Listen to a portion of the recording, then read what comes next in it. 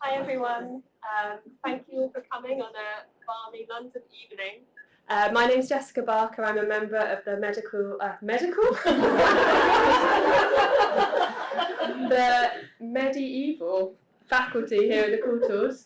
And it's great to welcome Alexa Sand to give the 26th ICMA at the Courtauld lecture.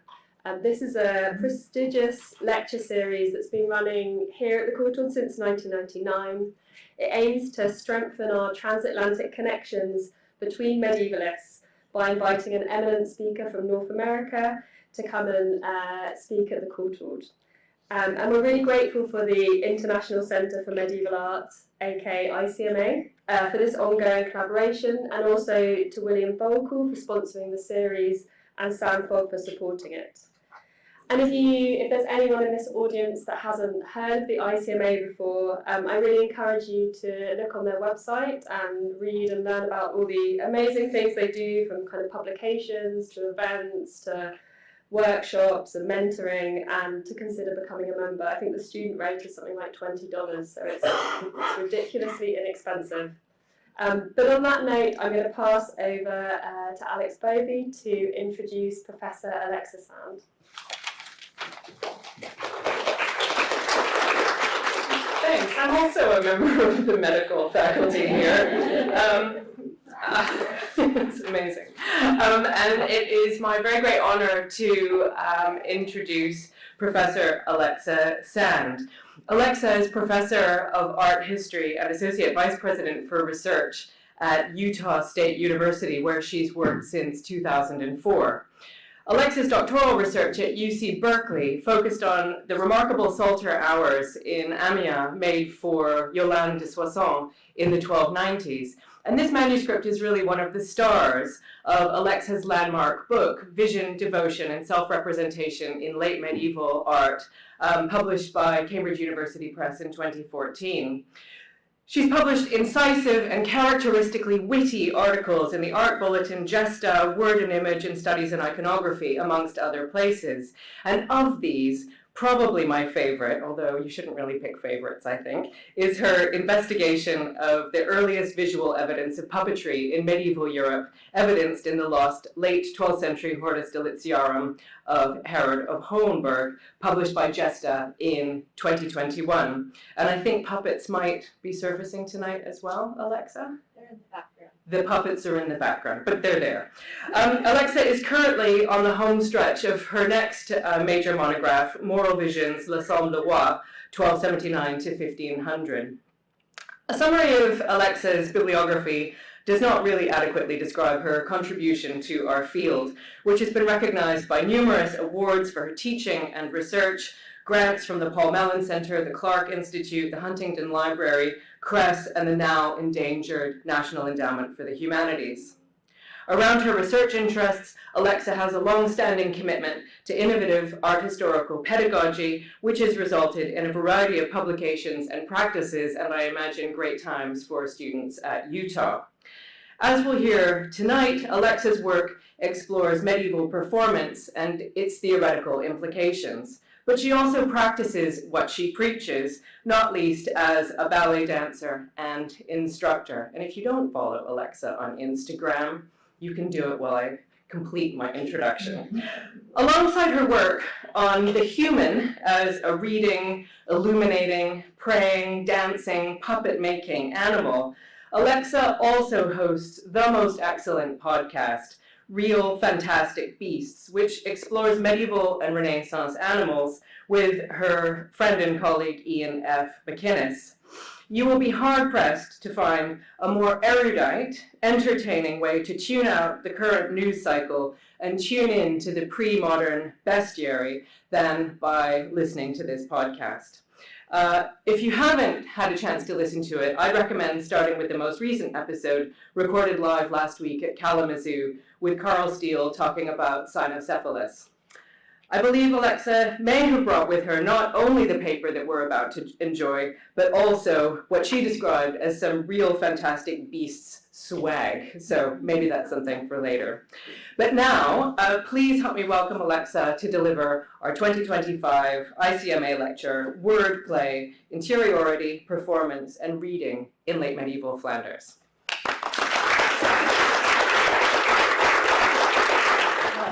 Thank you, Alex, for a really lovely introduction. I'm blushing a little bit, and I've been outed as a ballet teacher as well.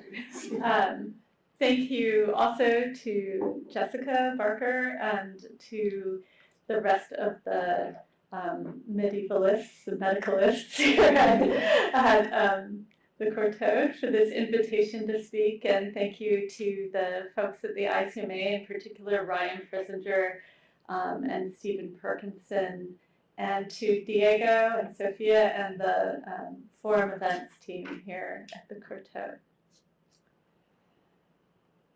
All right. So this charming illustration from a fragmentary calendar from a very small book of hours created around 1300 in the region around Bruges, known as the Gistel's Hour, depicts two youngsters playing a game with a stick and ball under the gaze of an older man dressed in the pink of fashion. Whichever of the several medieval games, credited as the ancestor of baseball and cricket this represents, the episode has mostly attracted attention for its resemblance to these modern pastimes. The youthfulness of the two players, in contrast to the elegantly clad older figure, reinforces a modern tendency to view the illustration through the rose-colored lens of sentimentality about children's sport. But we infantilize and minimize such images at the risk of marginalizing medieval marginalia, and in so doing, missing a critical piece of the larger picture of how books like the Gistel's Hours operated in their original context. Today, I want, in the first instance, to bring into focus a group of marginal illuminations that tie the public communal world of rowdy physicality to the quieter, inward-facing world of religious devotion. And in the second, to think through the implications for this yoking together of the roisterous and the bookish lives within the historical practices that produced it. I'll begin with the marginalia themselves and the manuscript contexts in which they operate. These are books of hours, psalter hours, and books of religious instruction for a variety of audiences, ranging from lay women to monastic novices. They originate from northern France and southern Flanders, where the book trade burgeoned in the late 13th and early 14th centuries, despite economic, political, and military turmoil. While relatively rare, marginalia depicting scenes of what I will call rough play are a common thread connecting all of these books. In the second part of the paper, I will address the connection between ball games, non-combat roughhousing, and wild dancing depicted in the margins, and the social and religious meanings of these activities as they were performed and experienced by people living in the region at the time. In particular, the association between rough play and the Easter season, with its intense focus in the incarnate Christ, his passion, and his resurrection. One of the tools I find useful in looking at these images is somaesthetics, as proposed by the philosopher Richard Schusterman, in which, quote, the experience and use of one's own body as a locus of sensory aesthetic appreciation and creative self-fashioning, end quote, forms the basis for the quest for the good life. The linkage between bodily practices and religious experience in the Middle Ages is well studied, and the corporeality of marginalia is perhaps one of the most frequently noted and celebrated facets of the phenomenon.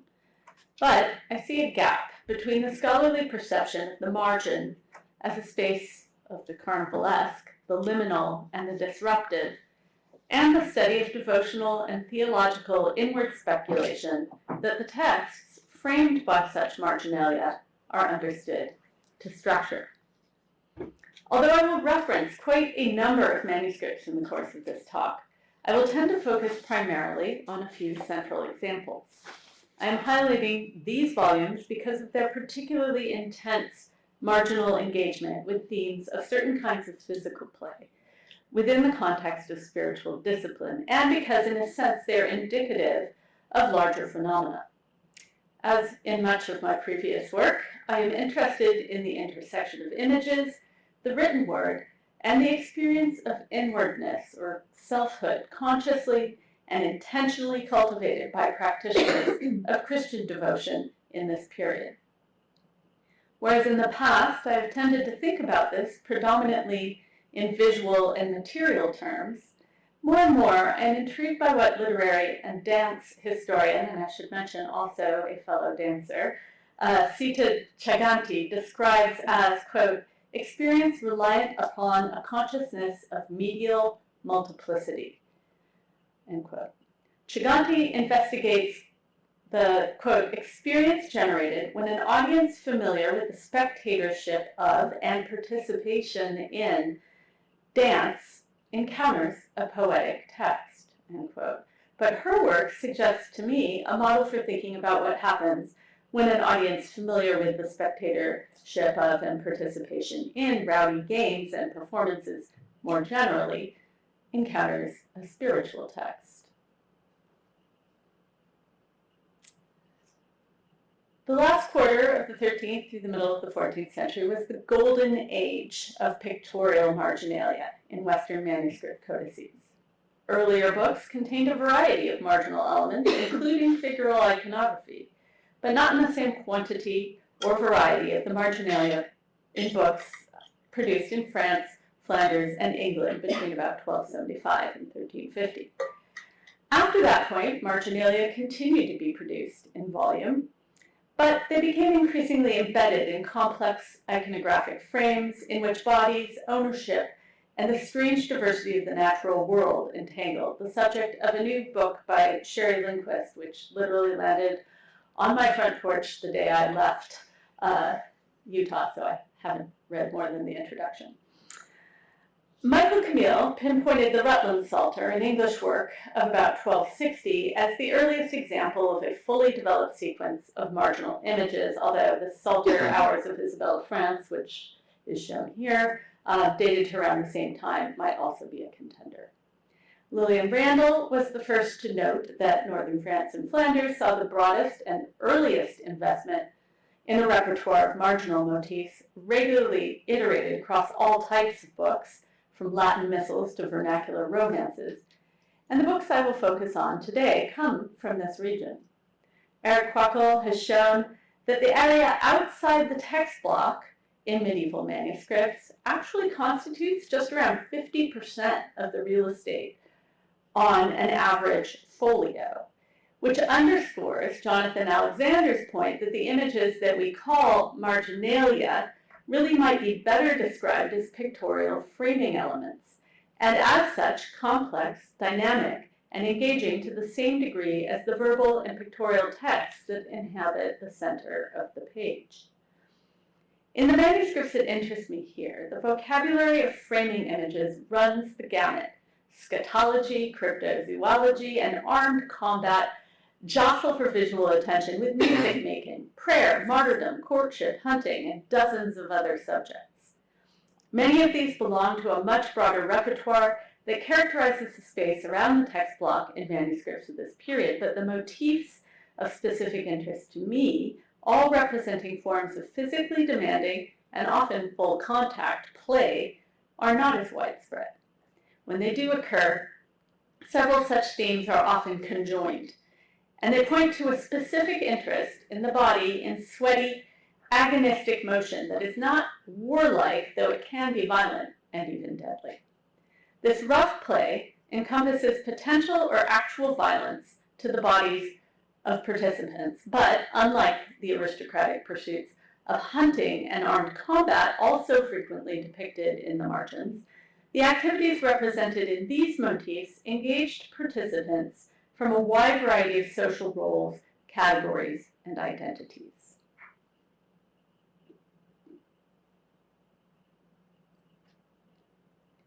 So the manuscript that first got me thinking about the matter of rough play is a school book.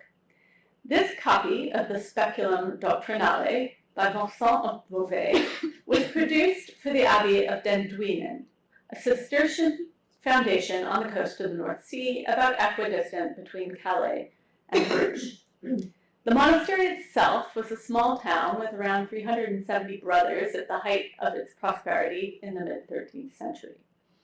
It stood amidst diked fields and encroaching dunes, that's the name, in a rural zone, but it was deeply entangled with the urban economy of Bruges through its involvement in the wool trade.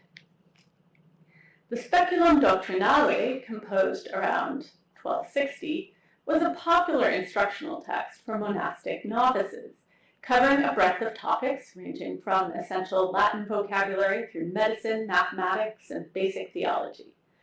This high-quality manuscript, according to Alison Stones, probably produced in Douai, contains an apologia and an index of chapter headings, along with 8 of the 17 books of the Speculum. Each section, opening with an historiated initial depicting a scene of instruction, a scrolling vegetal frame around the 2 columns of text, and a variety of marginal figures, especially active in the bas de page. Without exception, the marginalia are confined to the chapter heading pages, and the remainder of the manuscript unfurls in stately columns of sober calligraphy, adorned only with elegantly executed pen scrolls and initials in red and blue. The contrast between the many folios of visual restraint and the chapter breaks makes the marginalia stand out in sharp relief. Some are frankly sexual. Some revel in proverbial scenes of daily life in town and country, and a number depict ball games. The first such game appears at the opening of Book 1, shown here, which lays out how study of topics such as philosophy, grammar, and theology counteract the deleterious effects of original sin. In the bas de page, a group of small figures appear to be playing some relative of boule, or pétanque, a game with ancient roots that was popular across Europe in the Middle Ages. The game itself looks pretty tame, but it was a bone of political contention, a status perhaps signaled by the presence of a threatening hybrid with a club behind the players on the right. Royal decrees in England and France over the course of the 14th century forbade the game to commoners except on specific festal days. One explicitly stated reason for this is that rulers preferred common men to practice the martial art of archery, rather than to fritter their time away playing a noisy and conflict-ridden game that yielded no immediate benefit when it came to war. These players seem unconcerned, the bowler intently focused on his toss, the onlookers gesticulating in a way that does not seem unfamiliar to me from my time living in Paris. The next episode, featuring a ball game, occurs at the opening of Book 4, concerned with the study and practice of morality, specifically as it applies to monastic life. Here in the bas de page, 4 men, with their tunics kilted up, swing curved sticks as they contest possession of a small red ball. This depicts the game of soule or choule, as it is known in Old French, or kolf, as it is known in Middle Dutch, a game attested in charters and other literary sources as early as the 12th century and noted for its ferocity. Essentially, it involves using a hooked club, the soule or the kolf, and one's feet to drive a hard ball of varying size into the opposing team's territory. Rather than being played on a pitch, it could range through the streets of the town, across agricultural fields, and even through the woods. A rough, mostly masculine sport, it tended to be associated with the lower classes, though more refined individuals also seem to have participated enthusiastically. A legal action from 1380 describes an incident in which a squire, the aptly named Pierre le Sauvage, struck another player by the name of Guillaumin Ibert on the head with his stick, during a game of Soule played before the gates of the Abbey of Notre-Dame de Montmer in Normandy.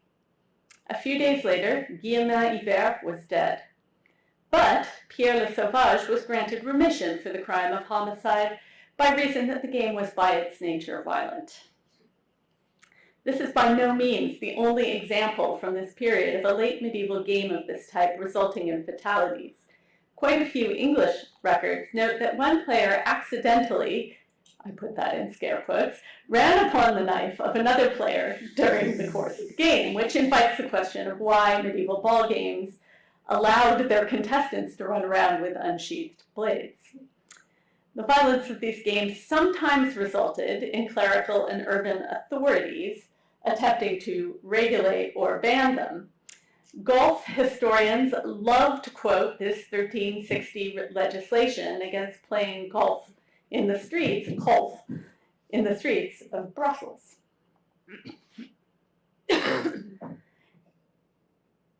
Here, the violence of the game shows up with the player on the right in red who raises his stick over his head as if preparing to take a swing at the player in blue, while the bald guy on the left points an admonishing finger at him. An almost identical figure, wielding what probably is a soule in a threatening way, appears in the header of the incipit to Book 6, where he appears to take aim at a very large snail on a hummock of grass. On the incipit page for Book 7,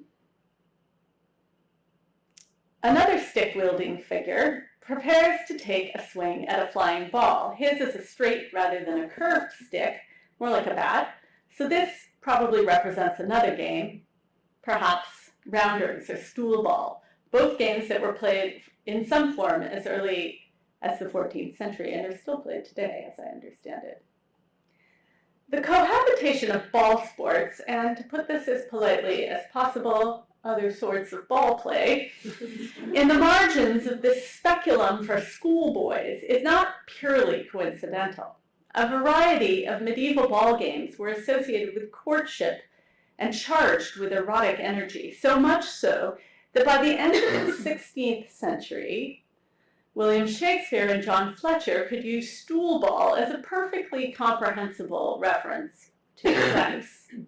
Closer in date and geography to the Denduinian speculum, the Aurore-born poet Adam de la Halle evoked a ball game in reference to courtship in his musical play Le Jeu de Robin et Marion, in which a peasant couple's wooing, if you want to call it that, involves such stereotypical low-class entertainments as attending a bawdy play, dancing at a fair, picnicking in the fields, and in the case of Marion, being awfully impressed by her boyfriend's participation in a game of soule.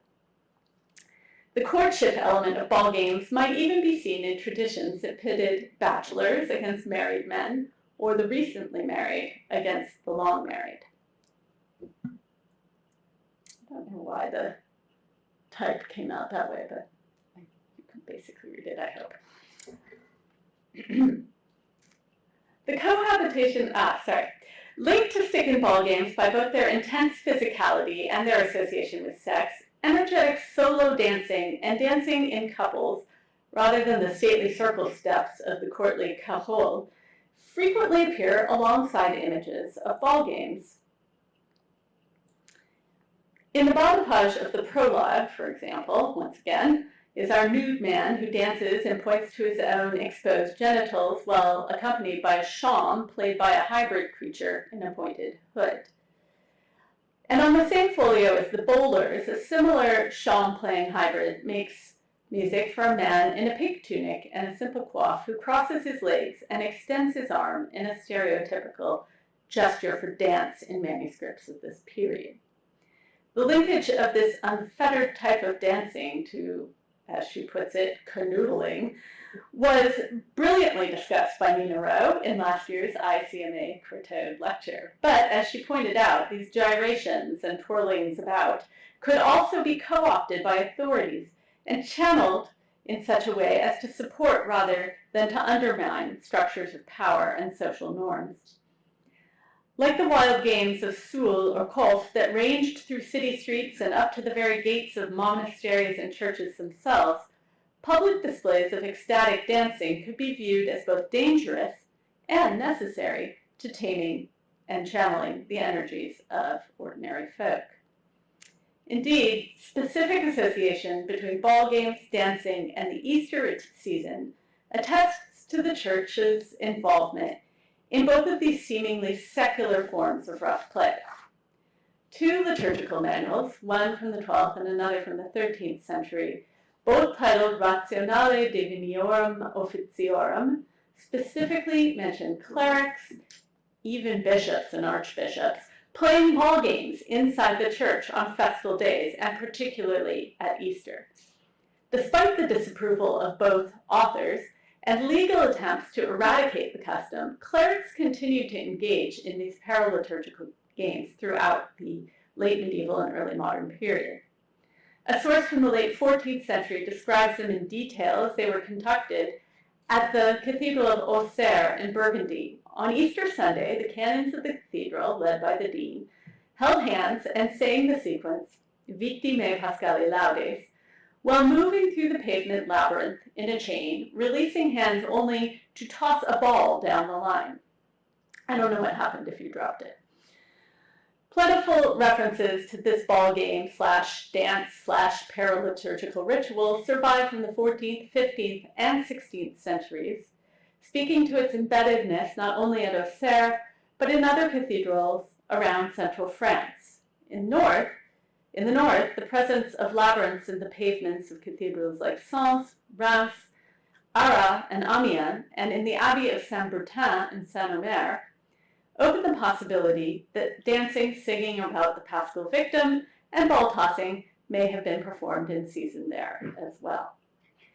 Also, in the 12th century, I apologize, I don't know why the text changed, but do your best with the Latin, perhaps.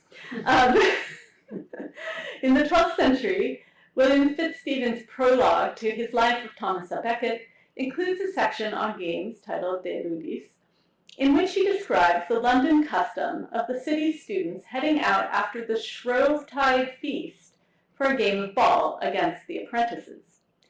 And remember that story about Pierre le Sauvage and his victim, Guillaumin Ibert? The grant of remission specifically mentions that the game of Sul, which led to Ibert's death, took place on Carême Prément, which is to say the Tuesday before Lent, Carnival, or Shrovetide.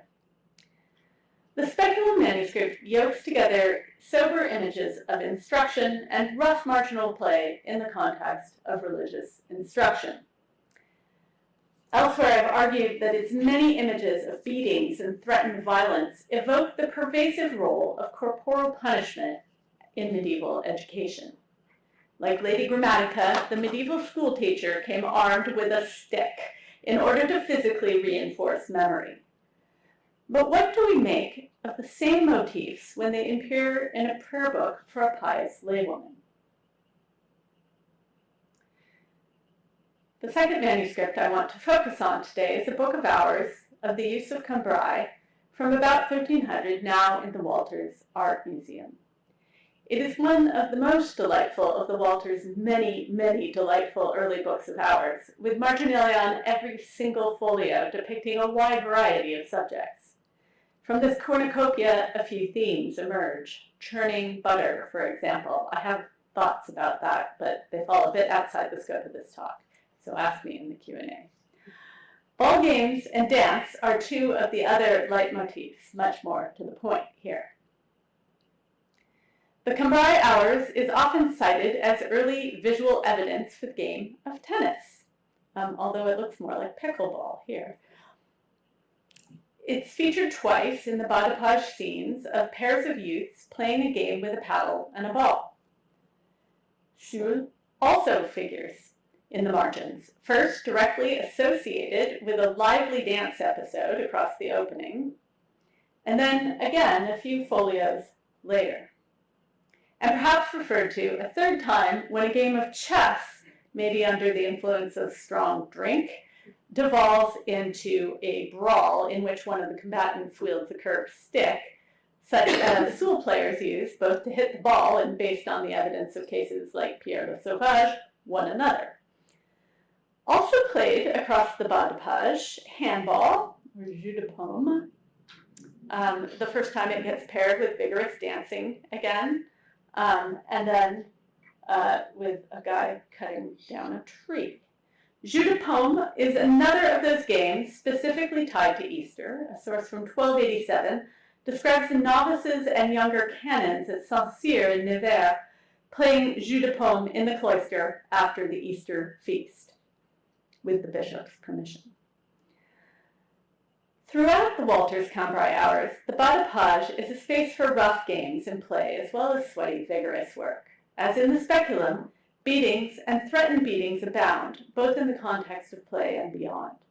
The body, human or otherwise, of the margins is a body constantly exerting, straining, and laboring, and also frequently at risk of injury, mutilation, distortion, and even death, all in the name of fun. The games that unfold both here and in the margins of the Denduin and Speculum may look capricious, even cute in their miniaturized form, but their lived correlates always vibrated with the potential of grave bodily or spiritual harm. Where in the Speculum, the marginal rough play visualizes the physicality of schooling, in the hours, it frames a different type of readerly experience, though both books are in their ways mirrors, it's in the title, held up to different aspects of the lives of their readers. The woman shown praying at the opening of Compline of the Hours of the Virgin, just outside the initial D that features the resurrection of Christ, was likely intended to be viewed by the book's original owner as a reflection of herself in an idealized state of prayerfulness in which her devotions have brought her into close proximity with the divine.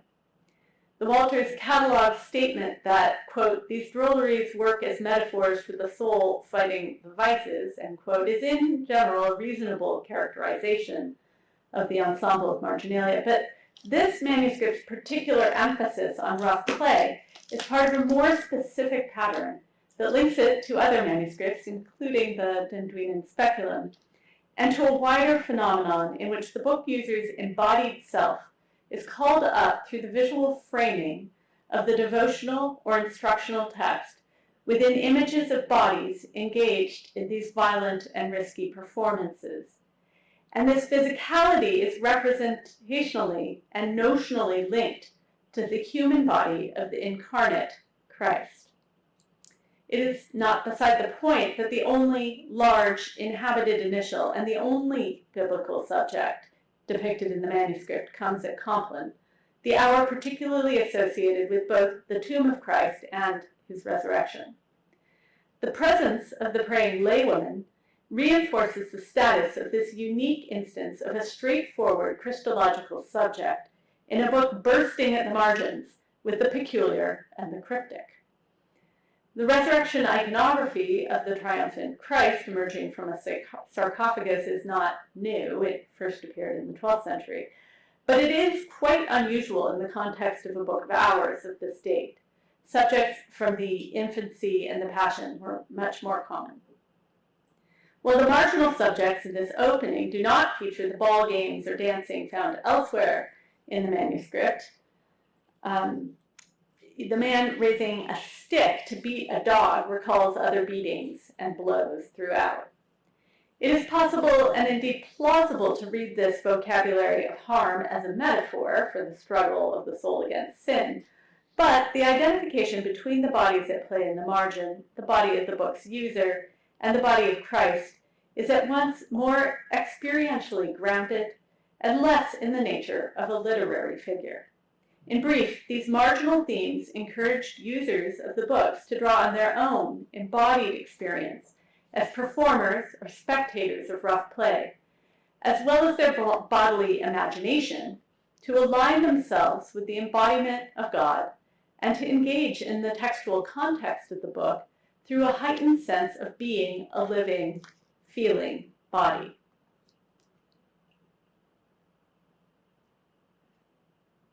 A third motif found in the Speculum manuscript and multiplied across a variety of contemporary devotional books that share its emphasis on rough play provides support for such a reading. The buffeting games of La Grenouille and the closely related au coquille, or frog in the middle, and hot cockles, were apparently popular pastimes. In La Grenouille, players surrounded the frog seated on the ground, pulling hair, delivering buffets, and taunting. To be relieved of the role of it, the frog must catch one of the tormentors without leaving the seated position or uncrossing his legs. In au coquille, similar rules, the central player's head rests in the lap of another player, covered with a hood or the other player's robe, or sometimes on the ground, while the remainder of the players deliver slaps and blows until the central player correctly identifies the individual who has just hit them. In the Speculum's version, found in the bas de page of the opening of Book 7, La Grenouille is played between a group of curly-headed, beardless youths who pull the frog's hair and wind up for a rather vicious-looking kick. This iconography, while hardly common, appears in a number of Franco-Flemish books of hours from around 1300, all of which also feature other motifs of rough play, such as wild dancing and ball games. For example, an almost identical version of the scene is found in an hours from Terouanne, in which the players are slightly more mixed, to judge by their variety of clothing and headgear, but still all male. For some reason, the figure to the left of the main group appears to be taking off his surcoat, maybe to join the game without the hindrance of heavy clothing. We'll come back to this manuscript in a moment, but this motif also pops up in an absolutely delightful Book of Hours now in Trinity College, and this Book of Hours has both Middle Dutch and Old French prayers, which is interesting. Here a lady is joining the company, and two young men are taunting a third, while another youth is dancing, perhaps, towards the group. This book also overflows with marginal themes on at least half of its text pages, many of which depict absolutely out-of-control dancing and other forms of rough play. In a section of that first manuscript I showed you, the Terouanne Hours, dedicated to commemorative prayers to the martyrdoms of saints, two bas de page scenes absorb the violence experienced by the holy body depicted in the historiated initial. On the left, a group of beardless youths appear to be warming up for a game of soule, two on the left tossing balls, the central figure leaning on his curved club, and the fellow on the right seemingly ready to use a recently discarded item of clothing, maybe his hood, as a ball paddle. The crumpled cloth at the feet of the central figure also appears to be an item of clothing, and this theme of disrobing seems to be tied to the flaying of St. Bartholomew above, and it also connects the scene back to the earlier episode of La Grenouille, so taking off your clothes is a theme in this manuscript. On the facing folio, three figures enact a variant on au coquille. The two abusers have taken off their hoods to beat the crouching figure in red. In the Walters Cambrai Hours, there's also a depiction of au coquille where the violence has escalated even further. On this folio, the slapping game meets soule as a club-wielding man prepares to strike what appears to be a covered human head in a shroud. The distance between the play of mild physical harm and the deeper pain of martyrdom is never, in these marginal scenes, as great as you might think. In these books of hours, as in the Speculum Doctrinale from Den Duynen, written texts intended to structure pious reflection and learning and to equip book users with the instruments and skills they need to engage in the salvific practice of moral self-scrutiny, appear within a framework of imagery that prods and pricks the imaginative faculty towards the body in vigorous motion, states of agonistic or ecstatic exertion, sweaty, rumpled, at risk of hurt.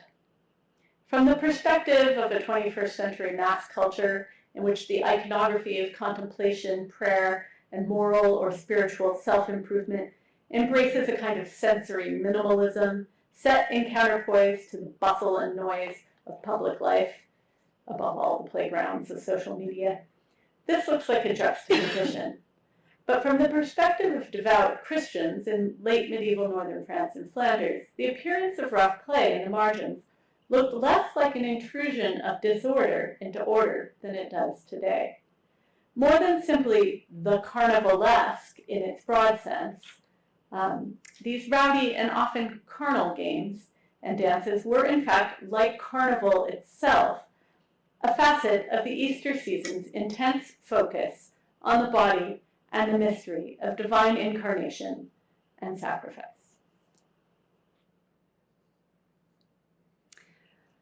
Of all the themes of rough play in the margins of these Franco-Flemish books from around 1300, the buffeting games have the longest life and the widest distribution. Richard Randall was interested in them 40, 50 years ago because they established a precedent followed by later artists from both inside and outside the region, including the illuminator of the Bodleian Libraries, Roman d'Alexandre, the luxurious pontifical of Renaud de Bar, the princely bishop of Metz, and of course, Jean Poussel.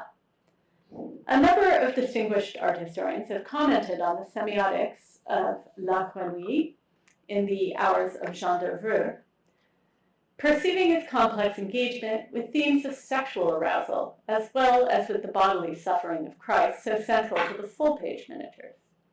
The blows and mockery suffered by the incarnate God fascinated audiences in the late 13th and early 14th centuries, in keeping with the increasing devotional, theological, and mystical emphasis on the Corpus Christi.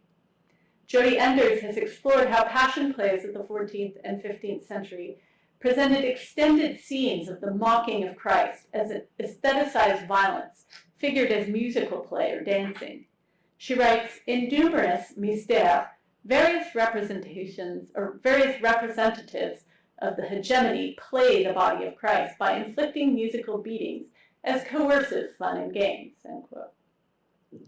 She ties this directly to the pedagogical practice of beatings that I already mentioned, that enforce memory formation, which was understood from antiquity through to the 19th century, and in some places still, as the birth pains of an explicitly masculine learning. The monastic novices, for whom the Speculum Doctrinale was a master text, would have known this both intellectually and with their backsides. While the Dentuine and Marginalia never explicitly depict a schoolmaster beating his students, and in fact the scenes of instruction within the historiated initials are decorous and mutually respectful, virtually every illuminated folio includes some reference to blows and incipient bodily harm. Just one example here. When the body of the reader in question shifts from masculine to feminine, the context of schoolroom violence translates into something yet more sinister in lived experience, namely the legally and socially reinforced precept that girls and women require regular physical discipline in order to counteract their inherently weaker and more lustful nature. Just to give you one piece of textual evidence for this, Gratian's Decretum. The principle is spelled out pretty uncompromisingly. Quote, a man may chastise his wife and beat her for her own correction, for she is of his household, and therefore the Lord may chastise his own. So likewise, the husband is bound to chastise his wife in moderation, unless he be a clerk, in which case he may chastise her more severely. End quote. As Madeleine Cabanis noted regarding the Hours of Engendered, images of beating abound in its pages. She gives this example of the miniature at the opening of the Hours of Saint Louis, which depicts the young Louis IX being scourged by his Dominican confessor, while just below a knight threatens to strike a pipe-playing hybrid with two female human heads, and two men scuffle over another feminine-looking hybrid, the figure on the far right pulling her hair a la Grenouille, and raising a club. Jean Poussel's extraordinarily rich visual construction of the page draws a direct connection between the buffets and blows at the margin, and the bodily experience of the young king depicted in the central image. Louis' scourging is an act of penitence and imitatio Christi. Within the pages of the hours of Jean de Vreux, it succeeds the depiction of its model, which occurs at prime in the Hours of the Virgin. Yes, there you go.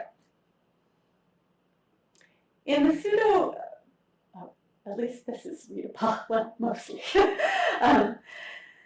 In the pseudo Bonaventurum Meditationes in Vitam Christi, composed around 1280, the author dwells at length on the scourging in the Meditation on Prime, deploying a rhetorical arsenal of amplification and repetition to elevate the pathos of the scene.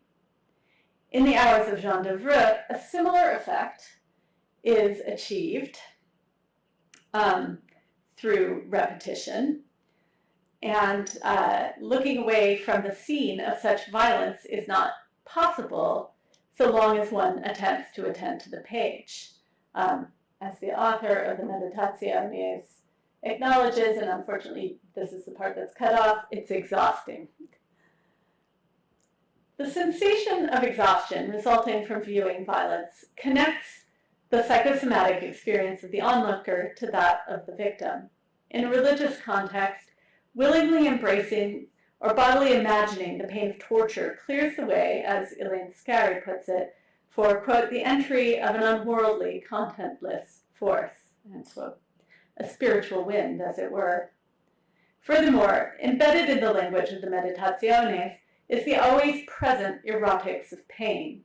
In order to heighten the impact of the bruise upon bruise, the author first directs the contemplative gaze to the innocent, tender, pure, and lovely flesh of Christ, flower of all flesh. Desire amplifies pity, and pity drives yearning. Just as the absurdly naive shepherdess, Marion, gasps admiringly when peasant Robin, oh, so casually, mentions that he's a little bit sore from playing Soule, so the earnest Christian devotee swoons a little bit over the tormented body of God. Carmelapri has written that, quote, mystical sex is not just sex as we know it, but that more troubling field of experience that strays into the realms of violence, suffering, and torture, end quote. I bring up sex here not merely in the spirit of that great doyen of the medieval margin, Michael Camille, but because the images of rough play with which the particular margins of interest to me here are invested have a direct connection to sexual desire and its fulfillment. I've already suggested that the rough play in the margins of the Speculum Doctrinale was connected to the lived bodily experience of pedagogical violence that the monastic novices would have known.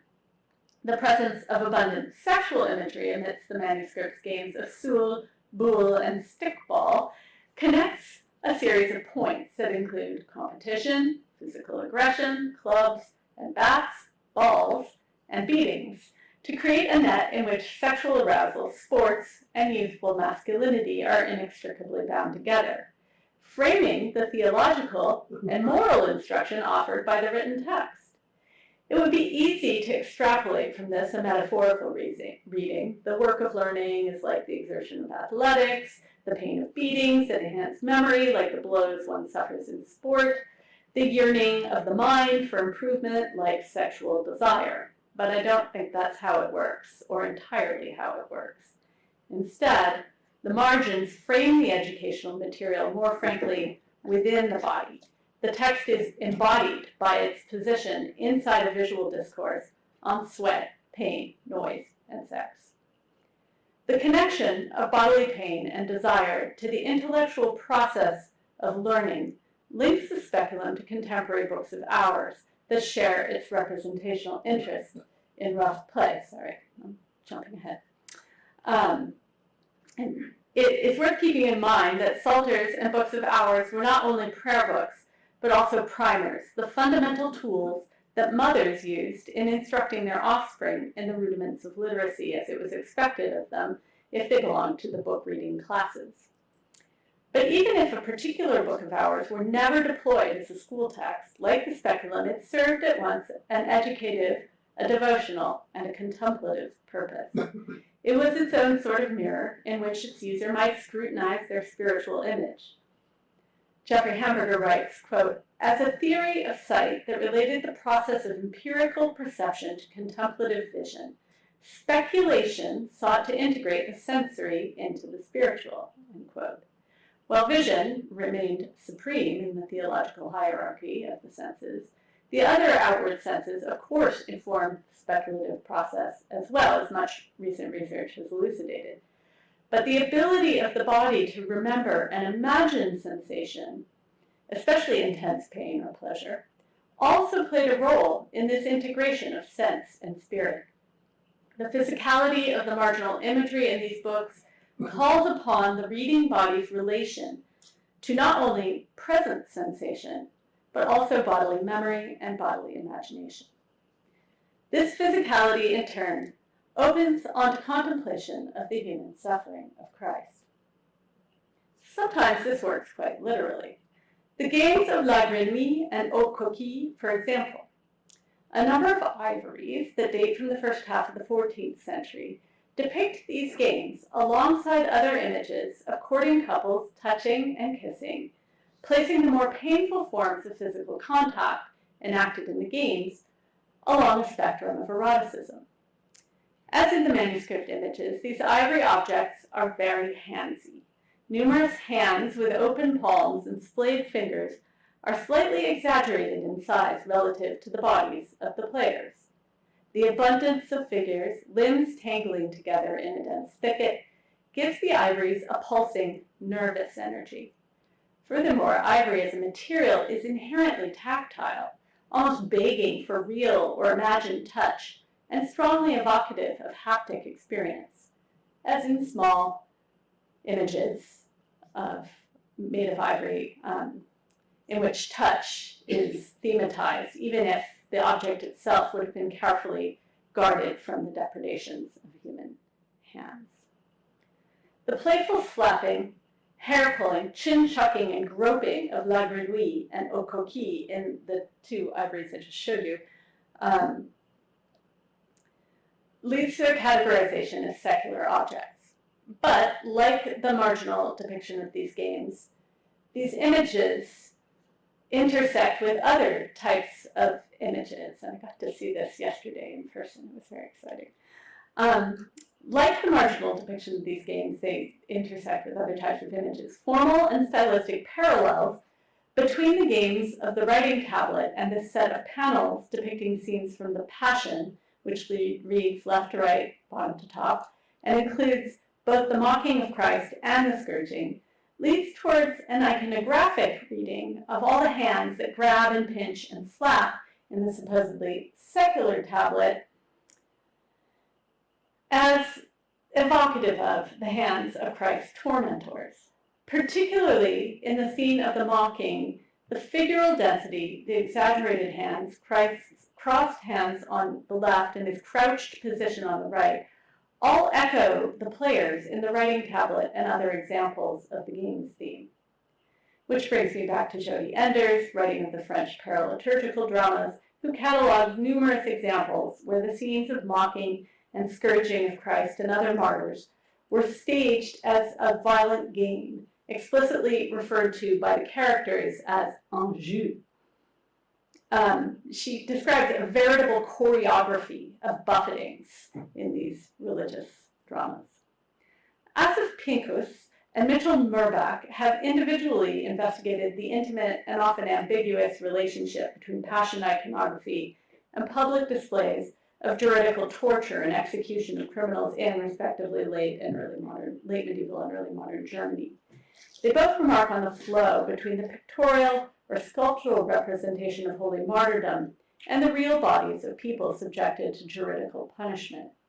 They recognize that spectators are not just passive recipients in the play of sanctioned violence, but instead that they are not only actively contributing to the spectacle through actions, exclamations, and other responses, they also internalize the punitive narrative and are able, through imaginative processes, to insert themselves into that narrative in a variety of subject roles.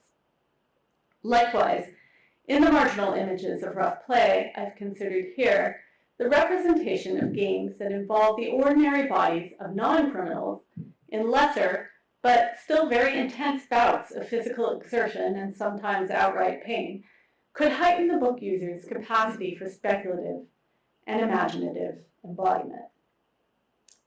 The suffering human body of Christ over the course of his passion was never far from mind in late medieval art, literature, politics, or daily life.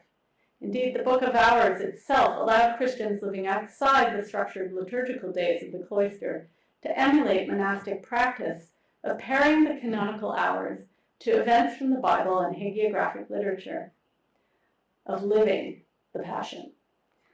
On the pages of these books of hours and the speculum manuscript from Den Duinen, the play is at once that of the Passion and that of the sweaty, agonistic, often painful, very risky physical activities associated with the days just before and after the penitential season of Lent, itself fraught with all kinds of physical discomforts.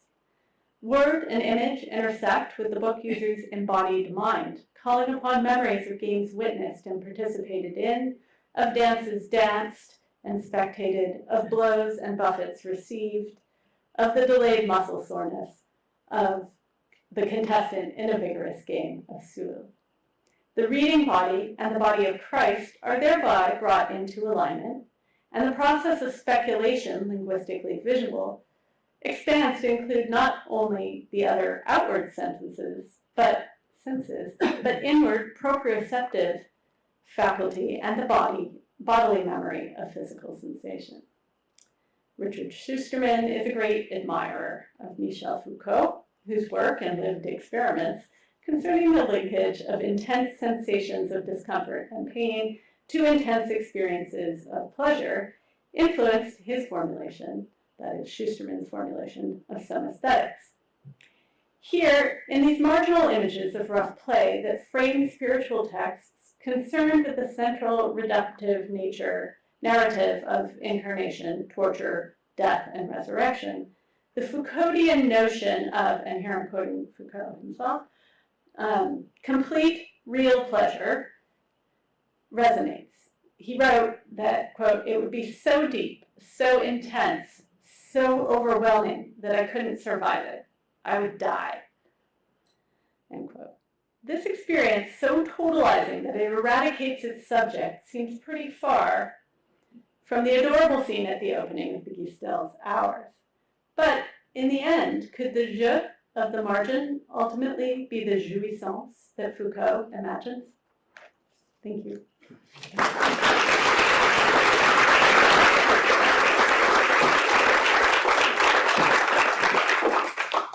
Amazing, thank you so much, Alexa. So many wonderful images, and such a fascinating counterpoint to some of the other approaches to the margins that you cite. So I'm sure that people have lots of questions. Please go ahead. Are you happy to take them? Yeah. At the back, thanks. Oh, Laura, it's you. That's right. Glasses. Glasses on. Thank you. That was a really wonderful talk. I wonder if you could say more about the fact that these are usually all male players and the kind of play between male and female in this kind of images. Sure. Yeah, I've thought about that. I mean, certainly in the Den Duinen speculum, the audience is also probably exclusively male, and I like to think about the novice master actually sort of enjoying these images in perhaps ways that we wouldn't be entirely comfortable with today in a school teacher. But yeah, I mean, the social reality, at least as far as I can tell, is that mostly men participated in games like Sul and or Kolf, and also in some of these other sort of more roughhousey ball sports, although women did participate in stool ball, and in fact it was, as the Shakespeare Fletcher quote from Two Noble Kinsmen suggests, it was kind of a courtship game. The stool in stool ball is actually the milkmaid's stool, because they would set the, I suppose, wicket up on the stool. I don't really understand exactly how it's played. One of these days I'll have to get to a historical stool ball game. So we don't see a lot of women, or at least I haven't seen them yet, but that's not to say they're not out there. It turns out there are a lot of marginalia to look at. There's the famous scene of the nuns playing baseball in the Yeah. Bodley and Alexander. I mean, do you see Yeah. that as more like it's like satirizing some of these gendered roles, or? So the Bodleian Alexander is such a fascinating manuscript, especially in terms of the way that it plugs into this material. Clearly that illuminator knew of these themes and was borrowing them, but not taking them sort of at literal face value, playing games with them. There's a puppet show. I promised you puppets, didn't I? There's a puppet show in the Denduinen manuscript. There's a puppet show in the Alexander romance. They're virtually identical, but the audience's reaction is completely different. In Denduinen, it's a bunch of little kids going, yay, puppet show! And in the Alexander, it's a bunch of courtiers turning their back on the puppet show, like they're so over this childish nonsense. So I think, yes, there's a definitely satirical element in nuns playing stickball. Not to say they didn't.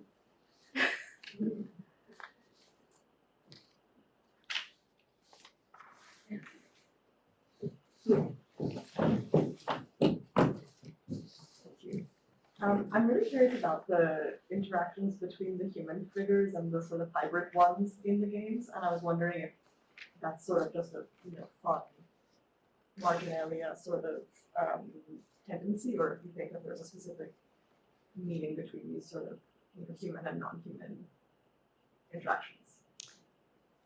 That's a great question. It depends a little bit on context and which manuscript we're talking about. In the Denduinen manuscript, almost all the hybrid creatures, the gargoyles or whatever you want to call them, are a little bit threatening. They're not nice, and so they perhaps their hybridity is figured in a negative light. On the other hand, in Cambrai Hours, I didn't show it, but there's a wonderful image of a female hybrid. She has two faces, one on her head, one on her neck where it's supposed to be, the other one on her back end, which is pretty typical for that manuscript. And she's clearly playing stickball or stool ball or whatever you want to call that game, proto-baseball, proto-cricket. And she's having a good old time. So there's not really, in that context, as much of a sort of threat implied by the figure itself. But as you saw in the Denduinen manuscript, they're almost always like wielding a club or, doing something naughty. That Cambrai manuscript also has hybrid dancers. It also has monkeys dancing. I didn't get to show the monkeys dancing, but so there's all kinds of hybridity, and a sort of traditional, or I should say, a way that the margin has been understood is a space for the hybrid and for the sort of mixed. And I wouldn't say that that's wrong at all, but is every gargoyle blowing a fart at authority? No. I think sometimes they're there for a more pointed and more constructive reason to help the reader into the text in some way, or to engage the reader with the page almost more physically. There's also a kind of violence in imagining a hybrid body. Ian and I talk a lot about this on the podcast, the idea that hybrid bodies are really kind of inherently troubling, and they force you into a position of questioning and inquiry. I don't know. I don't think anyone's ever going to provide the final answer on hybrids in the margins, but it's an excellent and fertile area for further questioning. Thank you for your talk. You mentioned at the outset that we shouldn't be infantilizing the children or treating with nostalgia. But I wonder, and feel free to dismiss this out of hand, if there isn't some sense of the kind of primordial child or the naivete of the child and its kind of ahistorical ability to kind of tap into human nature that isn't connecting somehow to this indexicality or this kind of paralleling of the Stations of the Cross or the Passion representations that representing children makes that just that much more direct of a connection. Mm-hmm.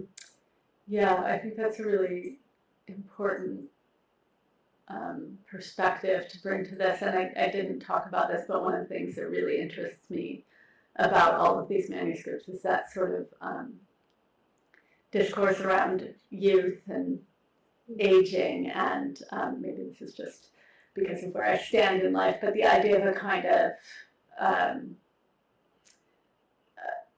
it's not the sort of the Victorian and post-Victorian sentimentality about childhood, but more to this issue of the hybrid. Like a child is not a fully formed human being in some ways, especially prior to the age of reason. So, you know, what do you do with a child? A child is a little bit like a monkey, you know, a baboon, as Michael Camille would call them. And so, yeah, it's kind of a body that's not fully inscribed yet in its social role. So the youthful body and the child body are certainly of interest as they represent something kind of in the process of formation. I'm not sure I'm really answering your question, but I mean, and I think something that, you know, we're pretty uncomfortable talking about in the 21st century is that these are sexual bodies even when they are child bodies. And, you know, despite Leo Steinberg, we've never really kind of gotten comfortable with the idea of the sexualized body of a baby, you know, even though it's a central theme in late medieval and early modern art, because the flesh of Christ, who's a baby at the beginning of things, you know. Yeah. And the soul is also like a little baby, right?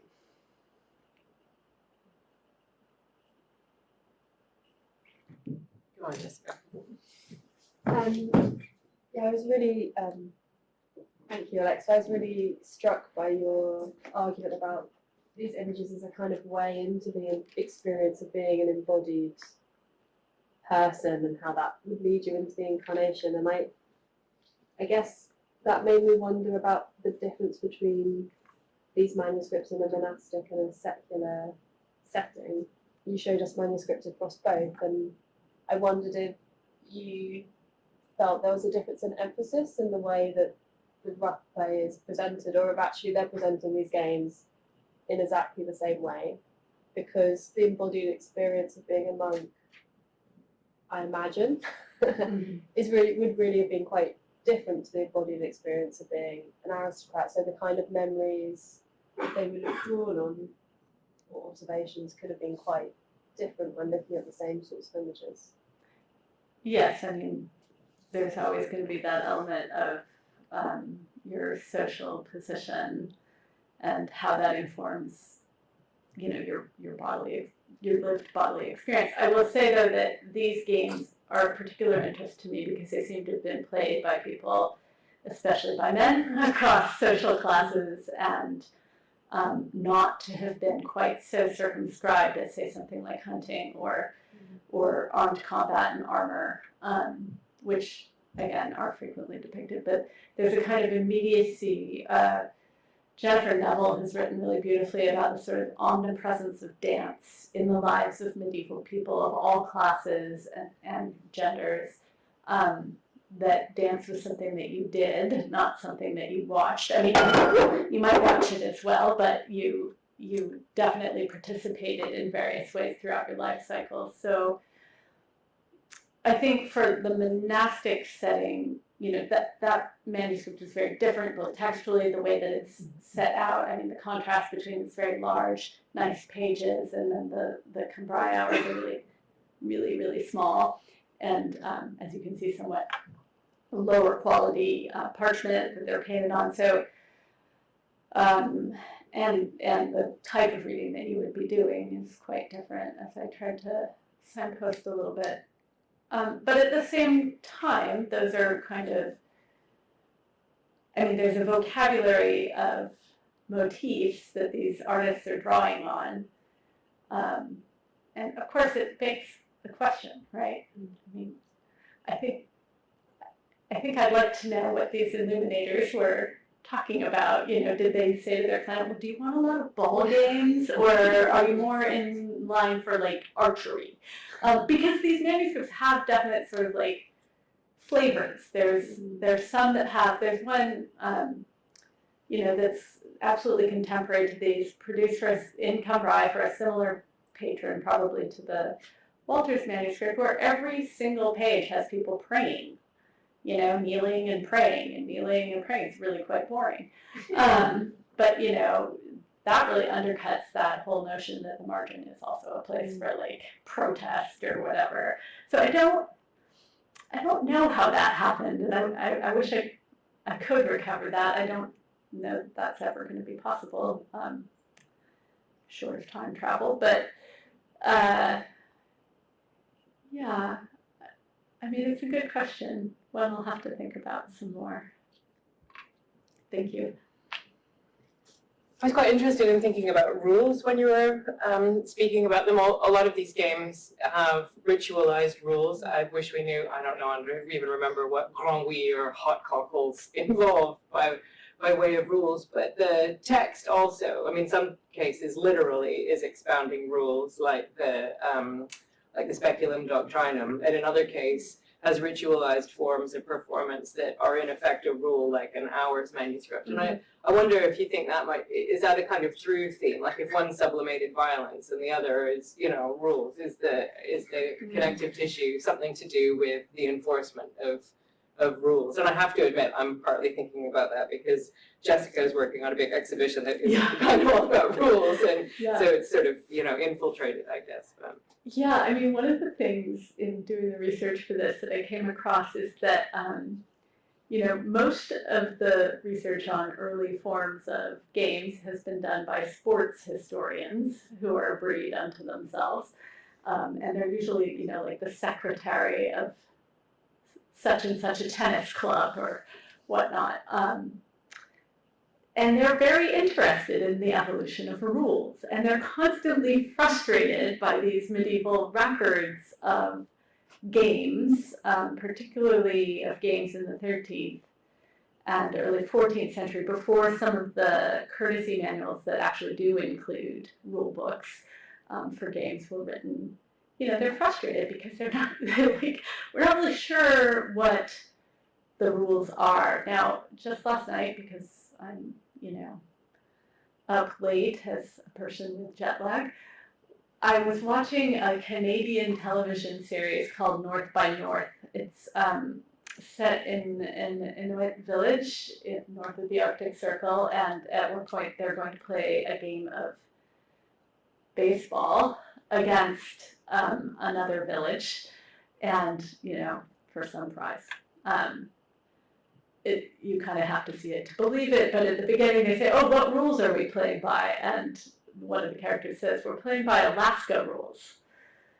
And everyone's like, what are those? And they all quick look them up on their phones. And of course, on their phones, they get a little video that explains that the rules are basically there are no rules.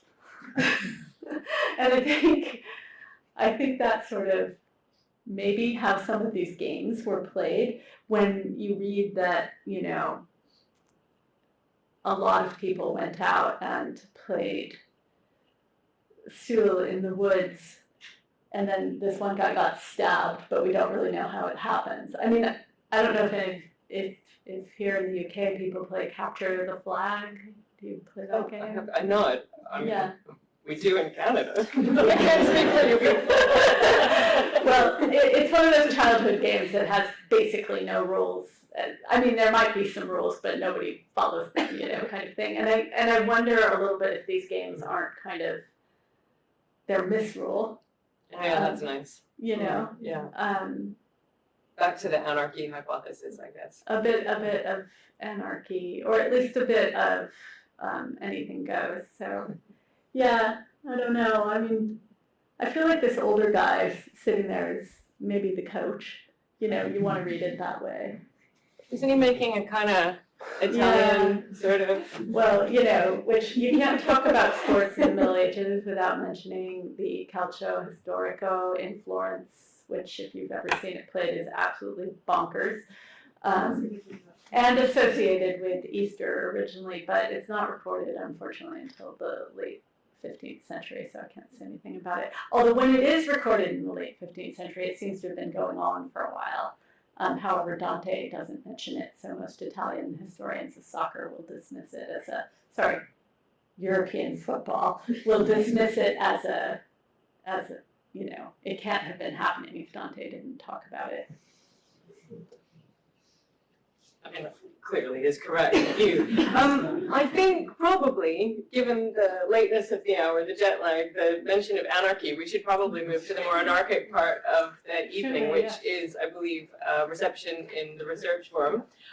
So thank you so much for a masterly lecture and so much fun as well, and also slightly creepy in places, not your fault. I mean, just the images you're working The on. Middle Ages are deeply creepy. Ever so slightly creepy. Well, thank you very much, Alexa.